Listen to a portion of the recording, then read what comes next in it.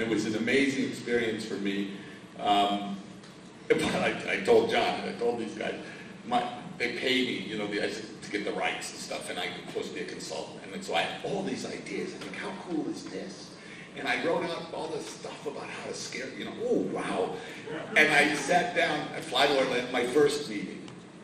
Okay, now remember, you have to get at least 4,500 people through an hour. And I was like, okay, fuck this shit. This is all out the window. We're doing 2,000, so. But I have to tell you, it was a good experience in Orlando. It really was. Did you see those pieces of people getting scared by shit? Yeah, that's all footage from Orlando. That's all footage from Orlando. What was amazing, too, was I didn't realize people fall down. Oh, yeah. They crawl, they weep, they... Also, they went to so much trouble. And here, I mean, they're even more elaborate. Here they're doing... Orlando, they have the puppets and masks. Here he's doing prosthetic makeups on these guys. We can show you some of that.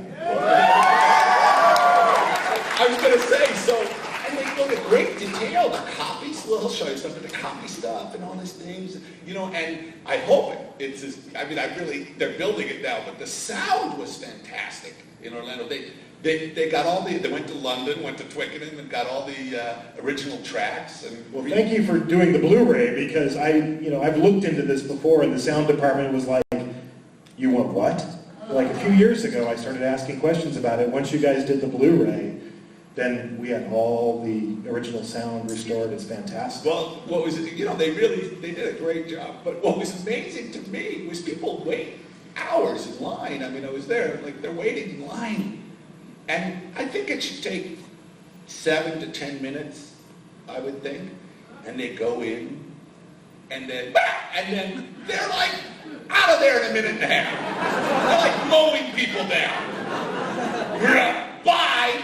And I was like, shit, if I waited in line for 2 hours, I'd look at it.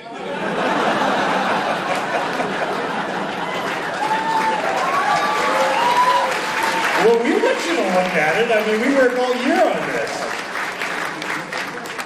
Show them what you're doing. Yeah, let's show. We're going to share a few behind-the-scenes stills. Obviously, this particular attraction is in progress. It's being built as we speak. So let's start with the slaughtered lamb. Obviously, the slaughtered lamb. If you're going to do American Werewolf in London, the slaughtered lamb has to be the facade. And we're building this right now. This is actually a few weeks old. It's probably progressed since the last time I took this picture, but you're going to get to go inside the slaughtered lamb. Chris is our art director and production designer. You could talk a little bit about the challenge of creating this set. Yeah, this is a couple weeks ago, so we're further along in here, actually. But, you know, our typical drill on what we do in Hollywood, you know, we're trying to redesign all the sets identical as best as we can from the film. So we're pulling a lot of screen grabs and doing a lot of studying. My set designers and dressers as well are really studying the film to really nail this back in the early 80s. So we're bringing it right back to life with all the details. So you guys are going to love it. And then, you know, when you talk about American Werewolf in London, you got to talk about the nightmare sequences. And perhaps my favorite is this one. And you know the scene. You guys have seen the scene in American Werewolf in London where David... Who has not seen the movie? Because I'll send you some DVDs. He's got a whole duffel bag of them in the back. We're gonna... My favorite thing that happened in Orlando were the people who saw the movie were scared but also excited. Because it's, oh, yeah, and people who didn't see the movie were like, what the fuck? What the hell is it? I mean, they really were baffled by some of it. It was like, that really scared me, but why? This particular nightmare scene is really challenging because, you know, we were joking about it, how many people go through a maze. But when Chris and I work with our actors, the first thing we say, you know, every single year, every single cast, it's a new show. Every 10 seconds.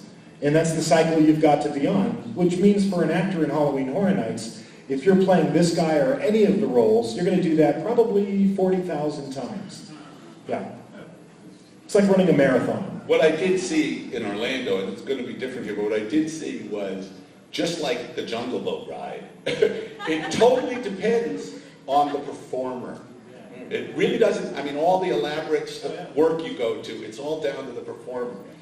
So if someone's half-assed or tired or low energy, it makes a difference.